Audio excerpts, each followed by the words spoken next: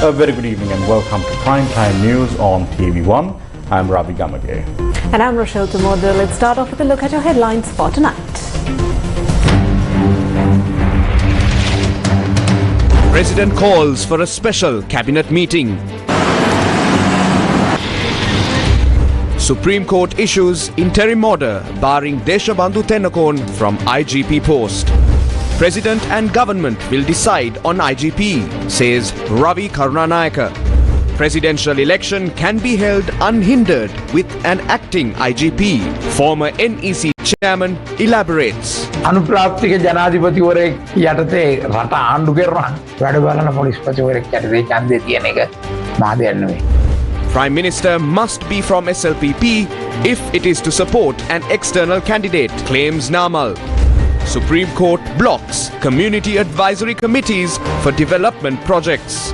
Central Bank further reduces policy interest rates.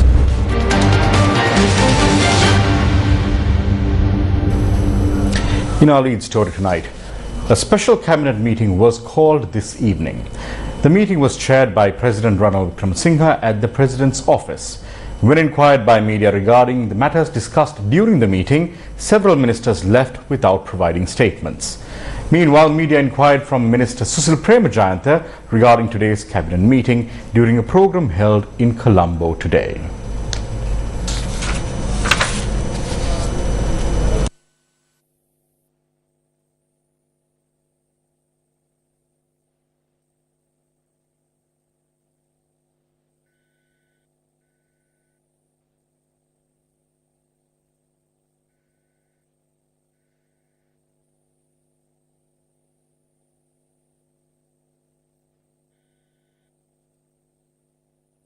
ඔබතුමා සහභාගී වුණාද හදිසි කැබිනට් රැස්වීමට? හදිස්සිම කියලා නෑ ගිය සවුන්ද කිව්වේ.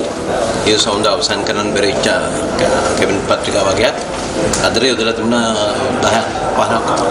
දැන් අද දිනේදී මේ පොලිස්පතිවරයා සම්බන්ධයෙන් අධිකරණයේ තීන්දුවක් දුන්නත් ඒ සම්බන්ධයෙන් කැබිනට් රැස්වීමේදී කතා කරාද මොකද්ද? නෑ කැබිනට් රැස්වීමේදී ඒ ගැන කතා කළේ නෑ. මොකද මේ ශ්‍රේෂ්ඨාධිකරණයේ තීන්දුව කැබිනට් එකට අදාළ නෑ. ඒක අදාළ ව්‍යවස්ථාදායක සභාවට. ඉතින් ඒක ස්ටඩි කළා ඒ පිළිබඳව ව්‍යවස්ථාදායක සභාව හැටියට එහෙට යොමු කරා. මහජන ආරක්ෂක අමාත්‍යවරයාවත් කැබිනට් එකේදී ඉදිරි කටයුතු පිළිබඳව සහ මේ පිළිබඳව අදහස් දැක්වේ නැද්ද? නෑ එහෙම දැක්වේ නෑ. මොකද එහෙම දක්වන්න බෑනේ. කැබිනට් එකට අයිති කාර්යයක් නෙවෙයි පොලිස්පතිවරයා පත් කිරීම. The Supreme Court today issued an interim order preventing Deshabandhu Tennakone from serving as the Inspector General of Police. The order was issued while granting leave to proceed for the petitions filed by 9 parties, including His Eminence Malcolm Cardinal Ranjith, against the appointment of Deshabandhu Tennakone as the IGP. A debate regarding this matter arose in Parliament today. අග්‍රාමාත්‍යතුමත් සිටින ව්‍යවස්ථාදායක සභාවේ සිදුවුණු ක්‍රියාදාමය කතානායකවරයා විකෘති කළලා ජනා. This letter is the one which outlines the process followed by the Constitutional Council the Prime Minister is also a part of. It was distorted by the Speaker and directed to the President. This is not a matter concerning individuals. This is a blatant violation of the Constitution. The letter says if abstaining from voting is considered an objection, as the Chairman, I wish to inform that my decisive vote will be cast in favour. It has been addressed to the dear President and signed by Mahinda Yapa Abewardena, Speaker and Chairman of the Constitutional Council. This is completely wrong. The Prime Minister knows, but he cannot respond. The Speaker has violated the Constitution. What sort of an action will be taken regarding this? This letter has violated the Constitution. The President making an appointment based on this inaccurate, fraudulent and erroneous letter is also unconstitutional.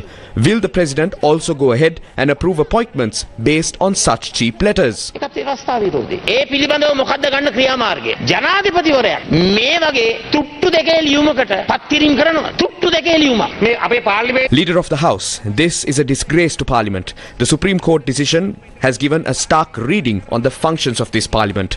These matters are being performed based on political agendas without an iota of accountability. This is a great insult to us as a Parliament. When a petition is filed at the Supreme Court, leave can be granted and if an interim relief is sought, it is approved. In some cases, there is no point in granting leave to proceed without an interim relief. We can only delve into the details once the petition is taken up again. The opposition brought a no-confidence motion against the Speaker over this. That too was lost. Now, once an interim relief was given, that fact is being highlighted again. Let us all be patient until the final decision is given. Final decision එක දැනගන්න. බැලූ බැල්මට ඔය ඉදිරිපත් කරන කාරණාව පිළිබඳව තොරතුරු සම්භාරයක් තිබෙනවා නම් ප්‍රත්‍යක්ෂ කරන්නට. An interim relief is provided if there is a prima facie violation concerning this matter. On how many instances were leave to proceed granted without an interim relief? I do not need to educate you on law, but I will do so in this instance. You claim the no-confidence motion against the Speaker was defeated. Why should we be surprised? The President who made this erroneous appointment was also elected by a majority of 134 votes. It was the same majority who saved the man who drafted this letter. We are not astonished when a distorted majority makes distorted decisions. The Constitution has been blatantly violated. This decision was conveyed through a letter without even informing this House of the final outcome. It is a fraudulent letter. අවසන් වුණයින් පස්සේ එය පවත්වපු වෙලාවේ මේ තීන්දුව සභාවටත් කියන්නේ නැතුව කතානායකවරයා ලියුමක් ලිව්වා. හොරලියුමක් තමයි. අන්තිම හොර ක්‍රියාව. අපේ විපක්ෂ නායකතුමා මේක පැහැදිලි කිරීමක් මොකද බං? එහෙමනම් ඉතින් අපි මේක සභාවේ අද ඉන්න බෑ. A clarification, opposition leader. If we did in fact appoint the President incorrectly, this House has committed a massive error. I do not know. That is why I want a clarification. Was that action unconstitutional? I wish to know that. ආණ්ඩු ක්‍රම ව්‍යවස්ථාවට පටහැනිද නැද්ද කියන එකයි මට දැනගන්න ඕන. ඉතින් මම කිව්වේ මම පුදුමේ. What I said was, I was not surprised when the no-confidence motion we brought against the Speaker was defeated, because the same majority who elected the President is the same set who safeguarded the Speaker who sent this letter. I did not speak about a violation of the Constitution. ස්ථාව උල්ලංඝනය කරනවා කියලා මං කිව්වේ නෑ. එහෙනම් එතුමා කියන එක මේ අවස්ථාවේදී මම පිළිගන්නවා. Now, what we just watched was a collection of speeches made by both government and opposition MPs in Parliament today. Now, returning to one of our earlier stories, the Supreme Court today issued an interim order preventing Deshabandhu Tendakone from serving as the Inspector General of Police. The order was issued while granting leave to proceed for the petitions filed by 9 parties, including His Eminence Malcolm Cardinal Ranjit, against the appointment of Deshabandhu Tendakone as the Inspector General of Police. The petitions were taken up for consideration before a Supreme Court bench comprising Justices Yasantha Kodagoda, Achala Vengapuli and Mahinda Samyavardhana. Announcing the decision, Chairman of the bench, Justice Yasantha Kodagoda, said the petitioners presented a strong case before the court. Accordingly, an interim order was issued to Deshabandhu Tendakone to be effective until the conclusion of the hearing of the petition. According to the order, Tendakone has been barred from performing duties, exercising powers and acting in the capacity of the Inspector General of Police. The Supreme Court bench unanimously reached the decision and ordered the President to take steps to nominate a suitable person for the post of IGP in accordance with the law. The bench also granted leave to proceed against the respondents, including the Attorney General on behalf of the President, Speaker Mahinda Yapa Abewardena and Deshabandhu Tendakone. The Supreme Court informed that if there are objections related to the petitions, all parties should take steps to file them within 6 weeks. The petitions will be called again on the 11th of November. The petitions were initially heard over the course of 6 days, and on the final date the matter was taken up. Submissions of counsel representing the parties were heard for approximately 8 hours. President's counsel Salia Piris, who appeared for the petitioners on that day, pointed out that it is shocking that the Attorney General's department is now requesting that Deshabandhu Tendakone be allowed to continue in the position of IGP when the Attorney General's department has named Deshabandhu Tendakone as a suspect in the criminal trial on the attack at the Aragalya protest site. Attorney Tisha Veragoda, who appeared for the petitioners, said his appointment was not made in line with the Constitution. Attorney Suren Fernando said the President has violated the public trust by appointing Deshabandhu Tendakone to the post of IGP while the Constitutional Council had not approved his appointment. President's counsels Salia Piris, Upulja Surya, Shamil Pereira, Jeffrey Algaratnam, Viran Correa and attorneys Suren Fernando, Tisha Veragoda and Lakshan Dias made submissions before Court on behalf of the petitioners. President's counsel Dr. Romesh De Silva appeared on behalf of Deshabandhu Tennakoon, while attorneys Amisa Tegal and Binra Gunaratne represented the 4 members of the Constitutional Council. Deputy Solicitor General Nereen Pulle appeared on behalf of the other members of the Constitutional Council and the Attorney General. In their petition, the petitioners stated that the President's nomination of Deshabandhu Tennakoon was not approved following proper procedure by the Constitutional Council. The petitioners highlight that the President's decision to appoint him for the position was in violation of the law. Therefore, the petitioners sought an order quashing the appointment in question. Members of the Constitutional Council, including the Speaker, Deshabandhu Tennakoon and the Attorney General, were named as respondents in the petitions. Parliamentarian Professor G.L. Peiris joined a media briefing held today and expressed views regarding the Speaker's actions. There was an issue with regard to the appointment of the Inspector General of Police. The appointment has to be proposed by the President, but the President needs the concurrence of the Constitutional Council before making the appointment. So the President made his recommendation to the Constitutional Council, and there were issues relating to the course of conduct that was pursued by the Speaker. In terms of the Constitution, the Speaker does not have the right to vote at the Constitutional Council. The Council consists at the moment of 9 members. The Chairman of the Council is the Speaker. The Speaker has only a casting vote. That is, in the event of an equality of votes, the Speaker can exercise his vote, but he does not have an original vote. Now, in this case, there was no occasion for the Speaker to exercise a casting vote because there was no tie. The votes were not divided equally. The votes were divided like this. There were 4 members of the Constitutional Council that supported the President's proposal. There were 2 who voted against it, and there were 2 who abstained from voting. So there was no equality of votes. In that situation, the Speaker was not constitutionally empowered to cast his vote at all, but he exercised his vote. During the meeting of the Constitutional Council, the Speaker did not vote at all. He did nothing during the meeting, but thereafter he addressed a letter to the President indicating this view. He said, on the assumption that the 2 members of the Constitutional Council who abstained from voting intended to vote against the proposal. In that case, on the assumption that there is an equality of votes, the Speaker should be deemed to have cast his vote in favor of the President's proposal. Now, the problem here is that whatever he was doing should have been done during the meeting, not after the meeting, in the form of a letter addressed to the President. Parliamentarian M.A. Sumanthiran expressed these views in Jaffna today.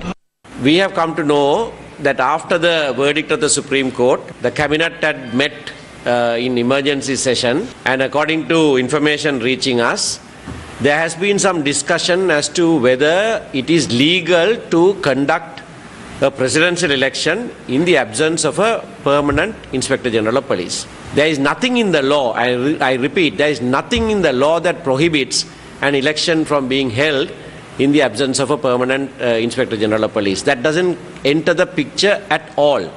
The Constitution is very, very clear in this. The Election Commission has been given the responsibility to conduct a presidential election, and in this instance, a presidential election must be held. We insist that the Election Commission must act according to law, and very soon, without any delay, announce the dates of the elections. These are the views expressed by National Secretary of the United National Party at a press conference held today. The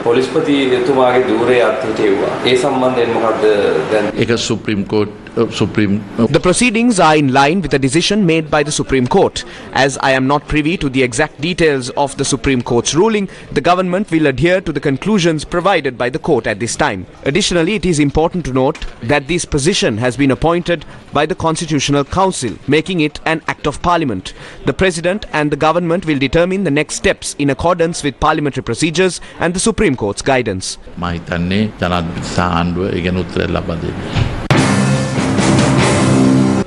Former chairman of the Election Commission, Mahinda Deshapriya, said there is no obstacle to holding the presidential election with an acting Inspector General of Police.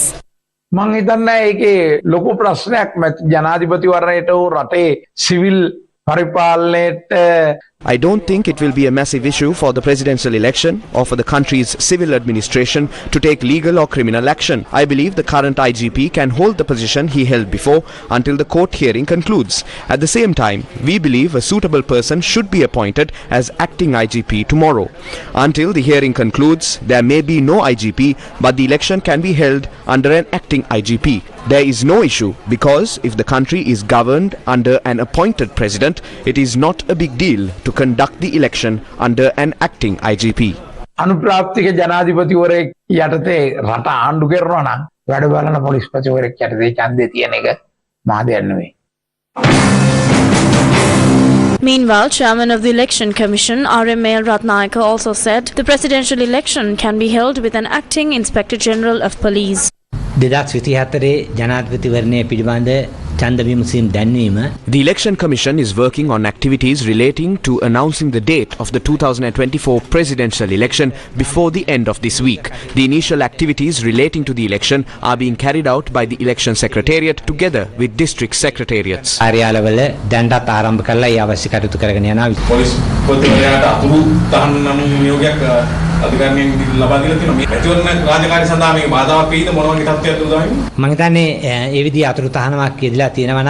think an acting IGP will be appointed to oversee the election process if an interim order was issued. We will continue the process with that individual.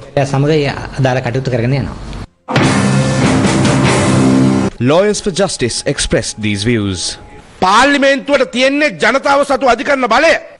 has the people's legislative power. Parliament does not have the supreme power, but the people do. Those who are power hungry and are trying to get things done the way they want. That is the problem. What are they trying to say now? Now they are trying to comment on the Supreme Court verdict saying that the Parliament is supreme. The Parliament is supreme, but keep in mind that the country is ruled by 3 pillars and the legislature is just one of those. Others are the executive and the judiciary. Were the cases filed question the supremacy of the Parliament? If so, Ranil Wickremesinghe and those who are around him have not read through the Constitution properly. Do not mess with the law. Remember to abide by the law. They are trying to mess with the Constitution. Do not go further and lead the country to a constitutional crisis which will result in riots, protests and bloodshed. The date for the presidential election will be decided by the day after tomorrow. The National Election Commission has said that the date will be announced by Friday. Therefore, a presidential election will be held in the coming months. So please don't destroy this country. The damage you have done to this country already is more than enough. මේ රට විනාශ කරන්න එපා. මොකද මේ රටට ඕගොල්ලෝ කරලා තියෙන විනාශය හොඳටම ඇති.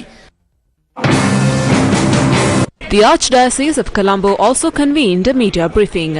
අපි හිතනවා ඒක ඉතාමත්ම වැදගත් හොඳ තීරණයක් මේ රටේ යුක්තිය සාධාරණ. We believe this is a very important decision that was taken for the sake of ensuring justice and fairness in the country and to uphold the rule of law. We are expecting a presidential election which is not politicized and which will not be held based on the agendas of politicians. Sri Lanka Police has a great responsibility to ensure that the election is free and fair and an opportunity for the people to express their independent stance. We are looking for a suitable individual.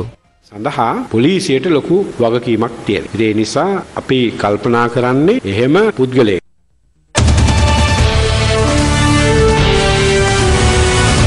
Road to Election 2024. National Organizer of the Sri Lanka Podujana Perumana Nama Rajapaksa says if the SLPP is to support a candidate outside the party, the Prime Minister should be appointed from the SLPP.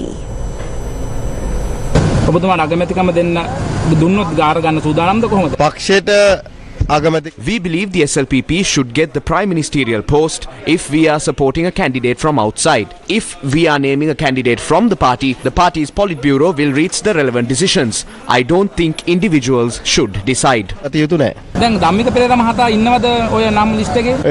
He is on top of that list. We also have entrepreneurs and members of the cabinet. This cabinet has 2 candidates, the president and another individual. We will discuss and reach a decision. A group including SLPP MPs convened once again today at the official residence of party leader Mahinda Rajapaksa in Pejirama, Colombo. අද තිබුණේ අපේ ජනාධිපති මැතිවරණ වැඩසටහන සම්පූර්ණයෙන්ම. දැන් ඔබතුමාලා මගුල් ගයක් කරනවා පේනවා. හැබැයි මනමාලයක් නෑ නේද? මනමාලයයි ඉතින් පෝරුවට නැගින්න ඕනේ. ඒක තමයි ඉතින් කොහොම මනමාලයක්? මනමාලයයි ඉවරයි. අපි සංවිධාන ජාලයක් හැටියට යාන්ත්‍රණයක් හැටියට ඉදිරියෙන්ම ඉන්නේ අපේ පක්ෂය. ඔය අද කැඩිච්ච නැති කැඩිලා නැති පක්ෂයක් හැටියට තියෙනවා. අද මේ එකම පක්ෂය අපේ පක්ෂය. SJB MP Kavinda Jayawardena says Sajith Premadasa bears the confidence of the majority at the upcoming presidential election. Sajith Premadasa මැතිතුමා අනිවාර්යයෙන්ම බහුතරයේ Sajith Premadasa will certainly be elected the president with a majority vote. We cannot comment on the matter of 50% because when you take certain surveys, although Sajith Premadasa is ahead, it is clear that in some instances none of the candidates have 50% of the vote. තමයි 150 කිසිම අපේක්ෂකයකට ලැබිලා තියනවාද කියන කාරණේ. MP Kavinda Jayawardena also attended a media briefing of the Sambaki Janabalawega held at its headquarters today. Istalta Atakorala disappointed in the Samagi Janabalawega. She expressed these views during the Lanka program. අවබෝධයෙන් වැඩ කරනවද කිසියම් උද්දේශපාලන විරසකයක් තිබෙනවද? ඉතින් මම විරසකයක් මගේ පක්ෂ නායකයාත් එක්ක තියාගන්නේ කොහොමද? ඕන තරම් වෙලා තිබුණා ජේ.ආර් එක කොච්චර තරහ වෙලා හිටියද ඒ පක්ෂ කට්ටිය. රනිල් වික්‍රමසිංහ මහත්තයාත් එක්ක කොච්චර අමනාප වෙලා හිටියද එක්සත් ජාතික පක්ෂයේ අය. සමහර වෙලාවට රනිල් වික්‍රමසිංහ මහත්තයා මායකත් තරහින් ඉන්නේ නැති මොකද සජිත් ප්‍රේමදාස මහත්තයා පක්ෂයේ නියෝජ්‍ය නායකයා කරන වැඩසටහනේ ඉස්සරහින්ම හිටපු එක්කෙනා මමයි රංජිත් මදුම් බණ්ඩාර මහලේකම්තුමයි. ඒතකොට එතුමත් මායක තරහ වෙන්න බෑ අපිට එහෙම තරහයි කියලා. සජිත් ප්‍රේමදාස මහත්මයා නායකත්වය දන සජිබේ ඔබතුරු තනතුරක් නැහැ. තනතුරක් ඉතින් මෙහෙමයි නෑ මම තනතුරක් අවශ්‍යම නැහැ දේශපාලනය කරන්න. කරන්න එහෙම අවශ්‍ය නැහැ. කලකිරීමෙන් දී. අනේ නෑ කිසිම කලකිරීමක් නෑ. Minister of Justice, President's Counsel Dr. Vijay Dasa Rajapaksa says he will have good news regarding the presidential candidacy tomorrow. Meanwhile, the Minister of Justice, along with former Minister Mervyn Silva, attended a religious event in Kelaniya this morning. A sapling of the Sri Mahabodhi was planted during this event.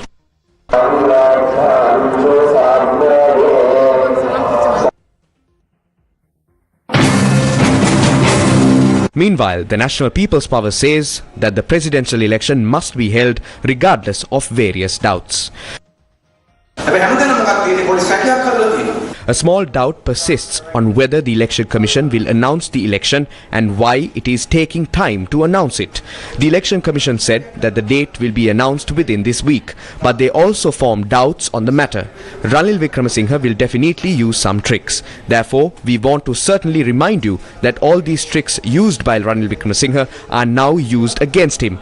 If they work according to the constitution, then the presidential election must be held. It will take place. No one, including Ranil Wickremesinghe, can stop it.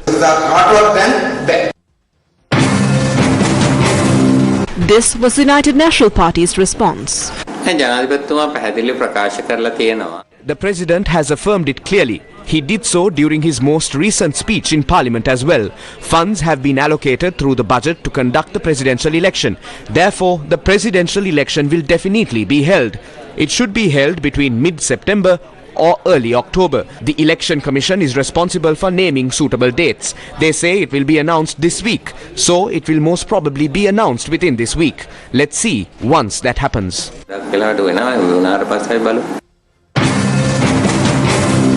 Minister of Justice, President's Counsel Dr. Vijay Dasa Rajapaksa says he will have good news regarding the presidential candidacy tomorrow.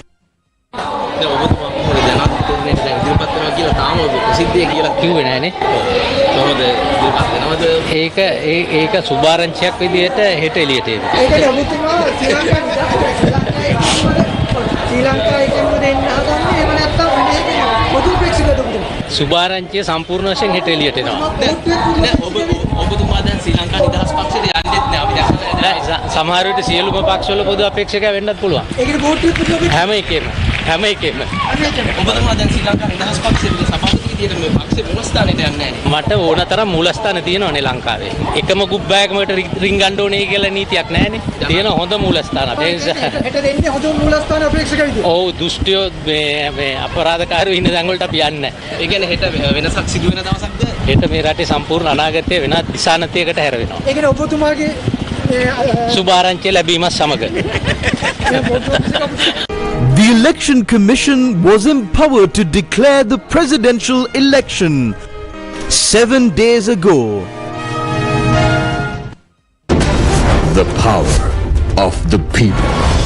The Symphony Orchestra of Sri Lanka proudly presents Romantic Masterworks, an enchanting evening of romantic era masterpieces conducted by Dusyanthi Pereira, featuring Dr. Jonathan Guest on clarinet and young Sri Lankan pianist Dhiren Fernando. 27 July, 7 p.m. onwards at the Lionel Wen Theatre. Tickets available now. Electronic media sponsors: Yes 101, Legends 966, Newsfirst and TV1.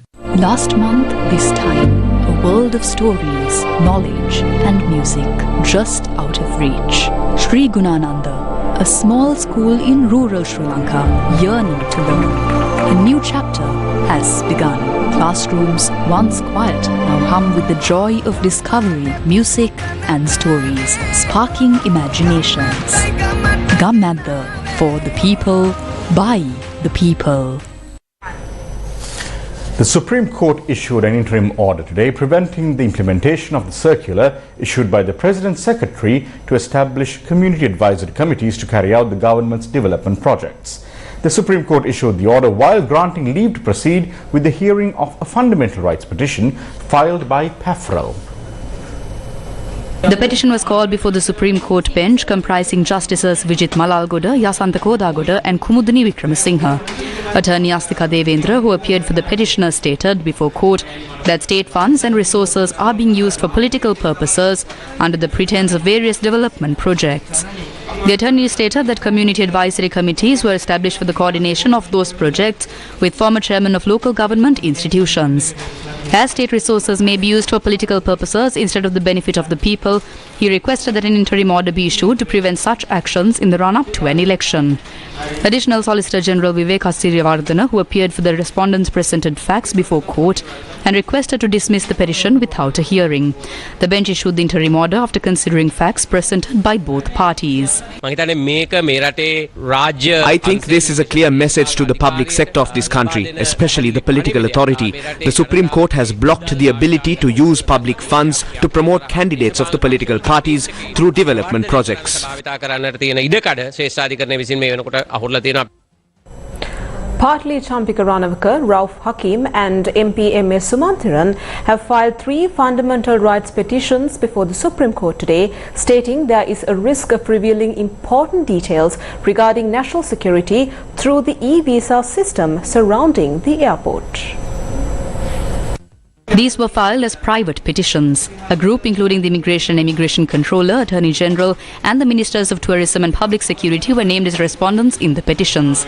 The petitioners highlight that due to these e-visa systems, there is a possibility important details concerning national security of being disclosed, which may pose a threat to national security.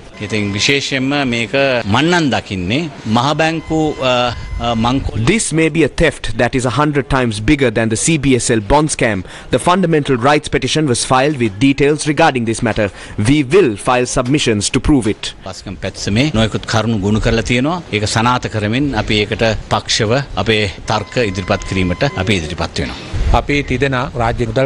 members of the Committee on Public Finance, the 3 of us decided to intervene in this process.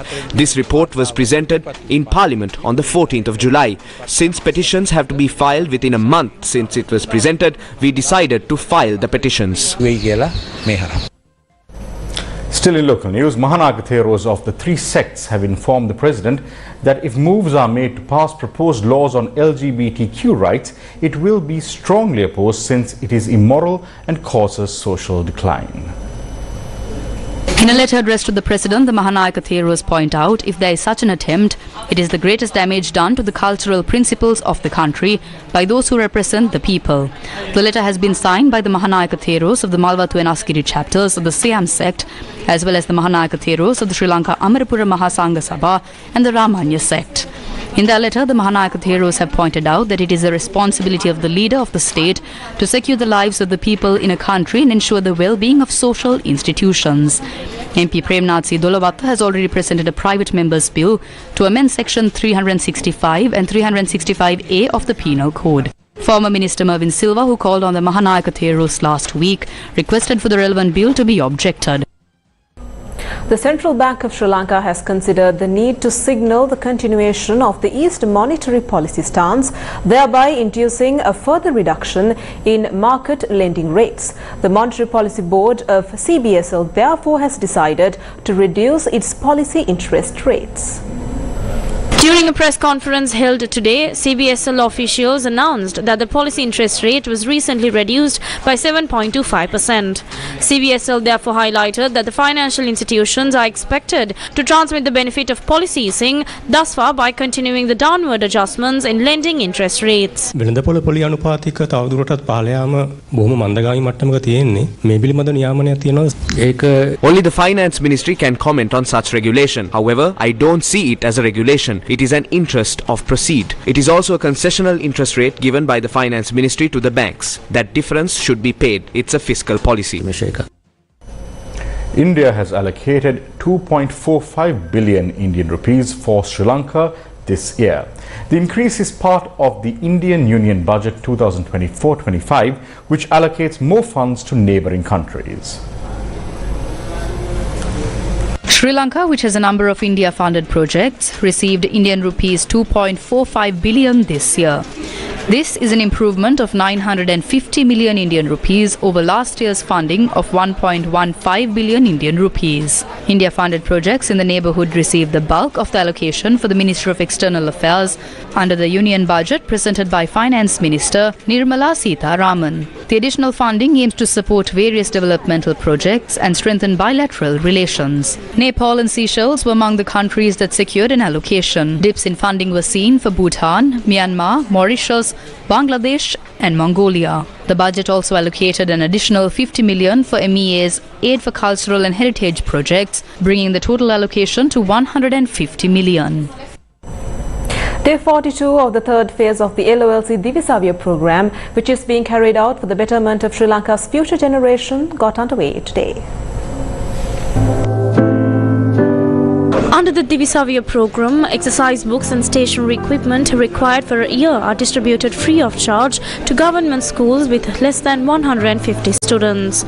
Today's program is centered around schools in the Bantaravela education zone in the Badulla district. Accordingly, school bags and stationery equipment were donated to Poonagala Tamil School, Ampitikanda Tamil School, Balagala Alla Tamil School, Valavaya Gampaha Vidyalaya, Kolongastana Vidyalaya and the Haputale No. 1 Tamil School. School bags and stationery were also distributed to students at the Bantaravela Zonal Education Office. The LOLC Divisavya program continues to forge ahead for the future generation of Sri Lanka.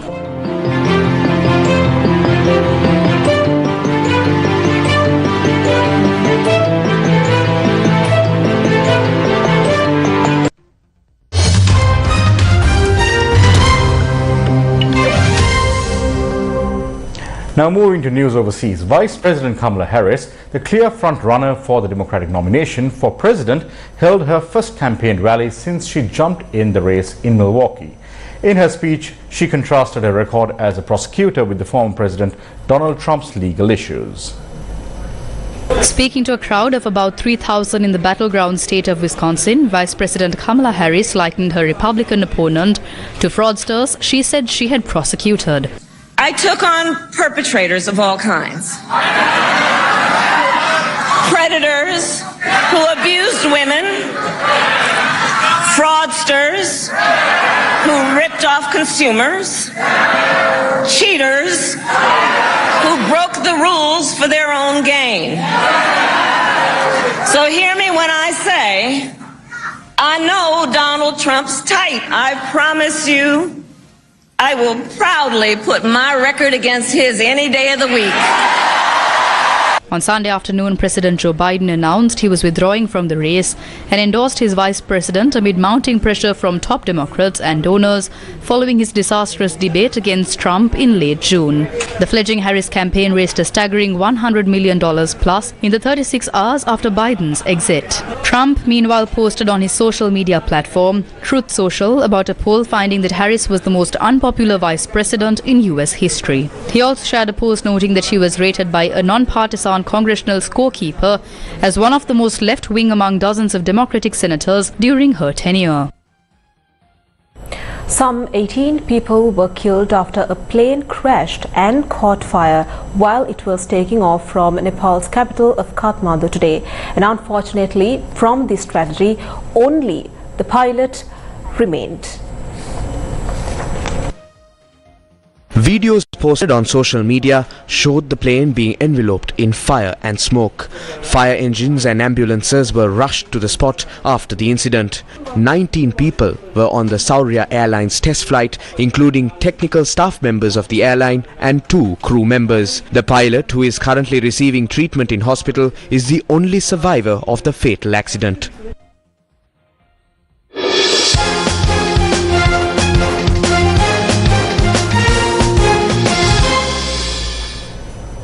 And on to sports news. A media briefing was held today at the Sri Lanka cricket premises to inform regarding the Sri Lankan side's preparations for the series against India.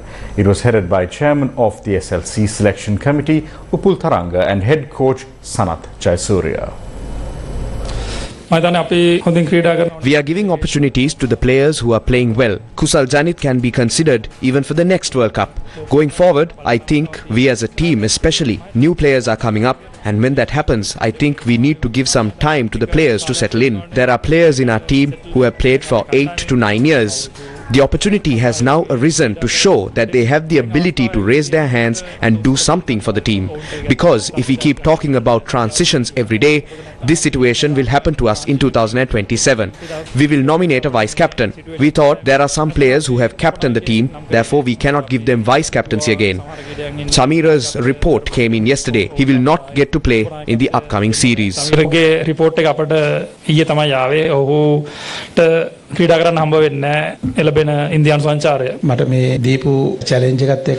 this challenge given to me, I am trying to do it to the best of my ability.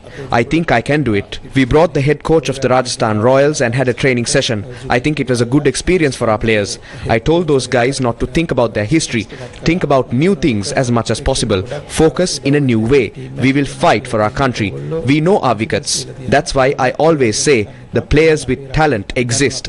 Those guys can do this. Well,